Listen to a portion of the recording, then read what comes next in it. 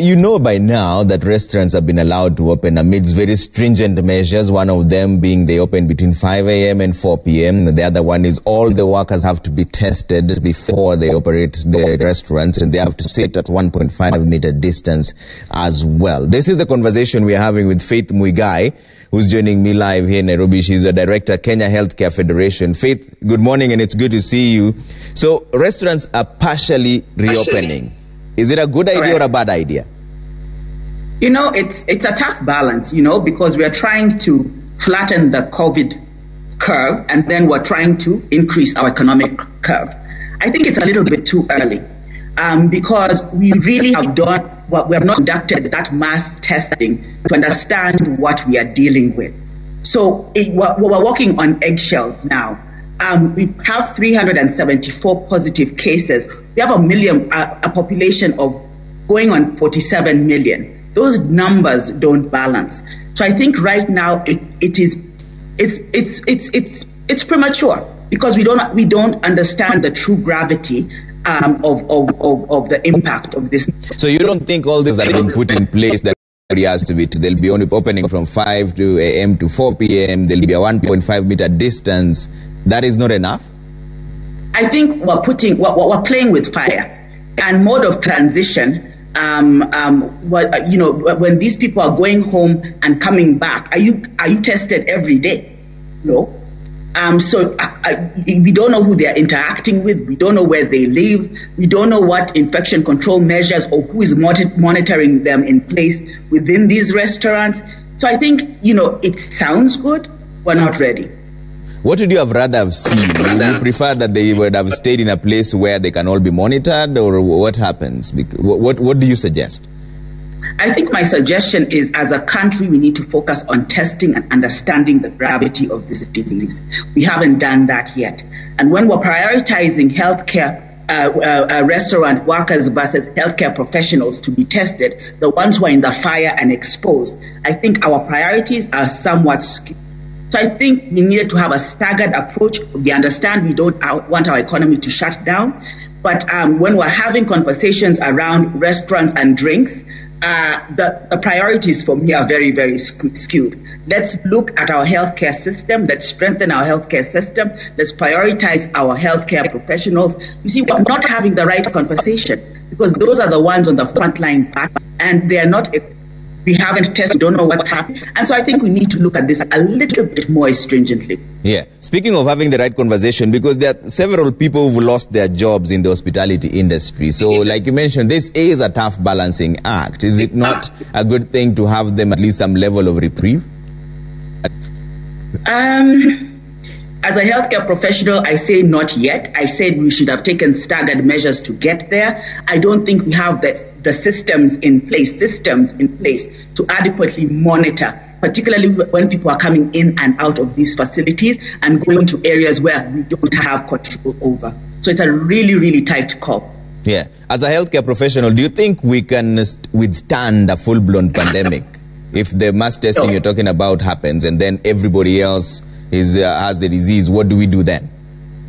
I think we're already seeing some level of resilience. So we're seeing, as we compare to Italy's and Spain, we're seeing that our mortality rates are not as high. That doesn't mean we take things for granted. Right now, we have 374 positive cases in Kenya, like I said, but in a day, 11 people were positive out of 589 tests. So 589 tests in a day. When we talk about our population and understanding our population, let's do the math. We're not there yet. But to be able to test, we need to have testing kits, and we don't have that supply or level of supply yet. So we also have to prioritize who we test first. And it's probably engaging with vulnerable populations, people with comorbidities, the aging populations, the ones who are higher risk, and so on. So I think there's a level of prioritization also in terms of understanding who we are, but also protecting our most vulnerable populations and putting systems in place. We don't have enough beds with ventilators. So if we went full-blown Italy style, we would not manage. As you can see right now, personal protective equipment for our health professionals is lacking. We are now running a race to catch up. We are not there. In terms of ventilators and beds, beds that can actually care for, critically care for patients. We have about 1,000 beds in this country, which can actually have ventilators and so on. We have a population on 47 million. I keep on saying, if it goes full blown, let's do the math. We are not able to handle it yet. So as a healthcare professional, what would be your advice to the government? Where do we start? You know, healthcare has been a very neglected industry. And when we look at areas such as technology, agri, and all these other savvy industries, healthcare has been neglected as a system. So we try and fix one thing and not the other. I think we need to start looking at health. And if UHC really is our priority and where we're trying to go, we need to look at the healthcare financing. We need to prioritize human resources for health, our people on the front line. We need to actually invest in technology so we have more innovative ways of doing things where we're building efficiency but also effectiveness. We need to look at our health regulation and quality and standards. When we talk about UHC, it's financing, access, and quality. The area of quality has been lacking in terms of when you enter a facility, do you trust the facility when you're going in and out of it? And I'm not talking about the Aga Khans of this world. When we're looking about supply chain, as I said, PPE, personal protective, the bare minimum we did not have. This is a supply chain issue. Why were we lacking? Right? So we need to look at infrastructure. We have buildings. Who is managing them? How are they being managed? Are they fit for purpose? So we need to start looking at healthcare as a system, and we need to invest in health as a system. Yeah. We have to trust the system. But how do we deal with this? Some of the things like the quick wins. For example, we saw a story about a person who was injured, Professor Ken Walibora, and stayed in a waiting room for more than 12 hours, not having been attended.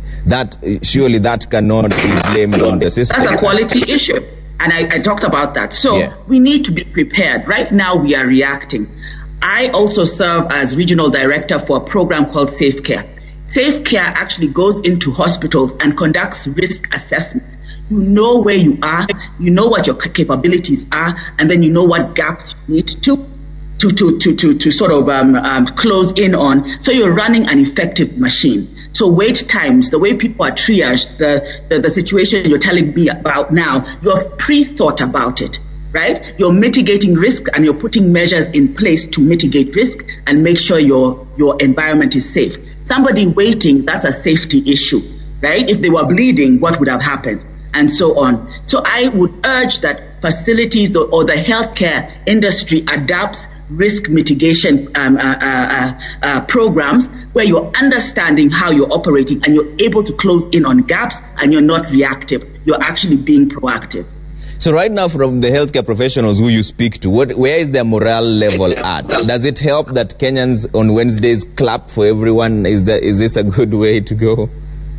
You know, anything goes because we have not been recognized. I'm telling you, nurses, doctors who are on the front line, there are different measures that they would prefer, but even that level of solidarity and saying that you're appreciated goes a long way.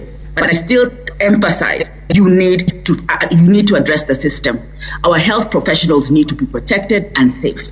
Their work environments need to be safe, right? They need to be acknowledged, recognized, professionally developed, so they need to be competent in what they're doing. So once again, you have to address the system.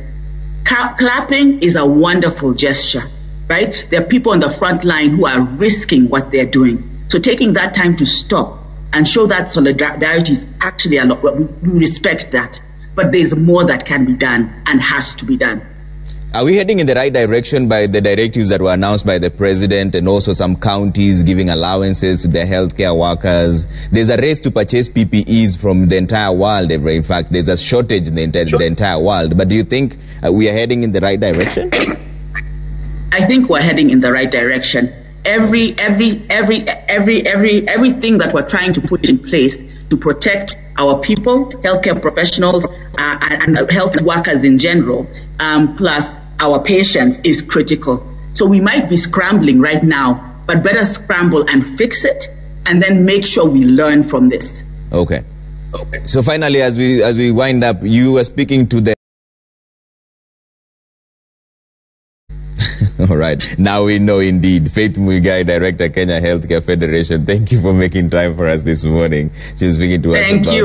Thank you for having me. Absolutely. She believes that opening the restaurants is not the right time just yet. We still need to do more mass testing and also find out where these people will go, because even if they're tested on one day, it doesn't mean the next day they might not be exposed to the virus, which is a critical point at this particular point. We're taking a quick break here on Daybreak. When we come back, we're talking to Dr. Dado Godana. He's the governor of Tana River County. He's dealing with different situations there. There's a massive flooding in that area as we speak.